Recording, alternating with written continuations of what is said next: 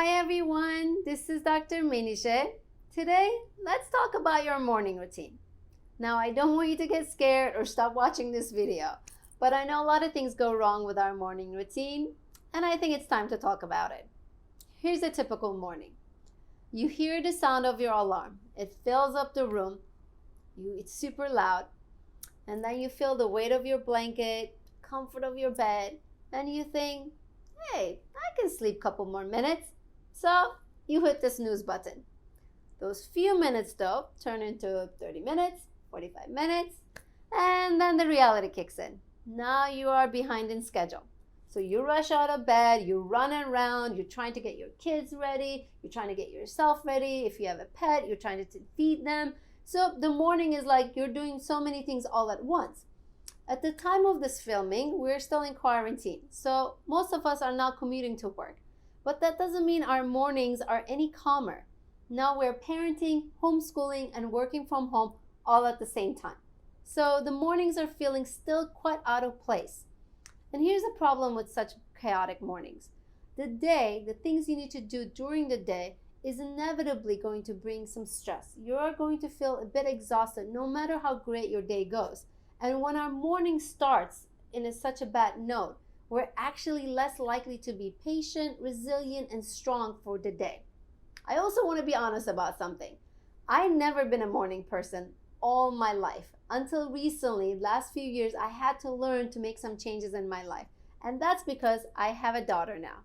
And if I don't wake up in the morning a little before her and have the morning in my own pace, in my own terms, I don't feel as grounded and centered.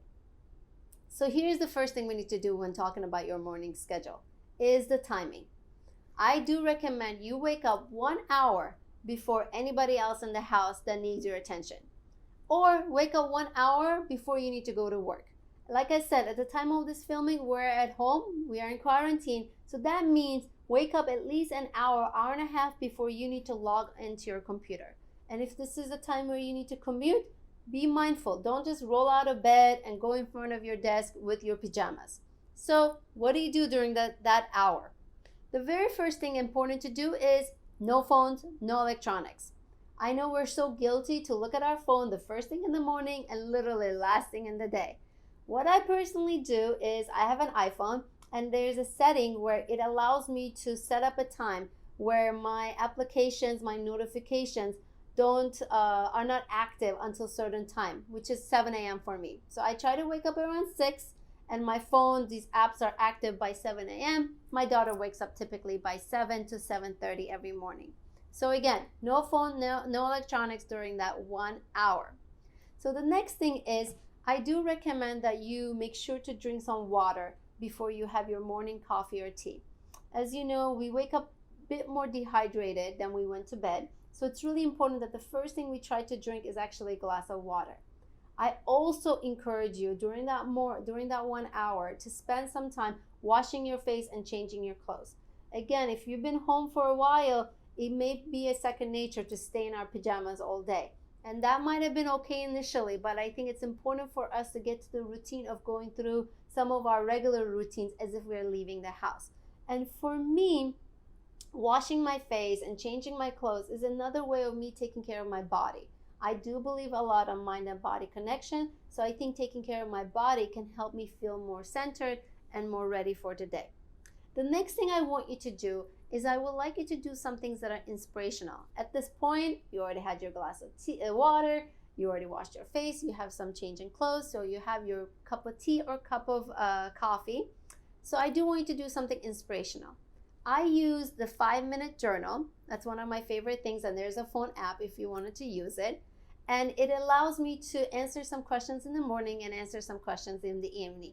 So the morning ones asks me to name 3 things I'm grateful for and the 3 things that I'm looking forward to today. And it's, again, journaling can be a really great way of grounding yourself. You can also meditate. You can also read a book or listen to a podcast during this maybe like 15 to 20 minutes of your morning routine.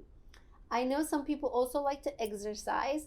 I personally like to try to exercise later in the day, but that's something you can add to your morning routine. Speaking of things inspirational, I also want to share with you one of my favorite mantras, my favorite positive affirmation, It's from one of my favorite authors, Dr. Brené Brown. And here's the affirmation.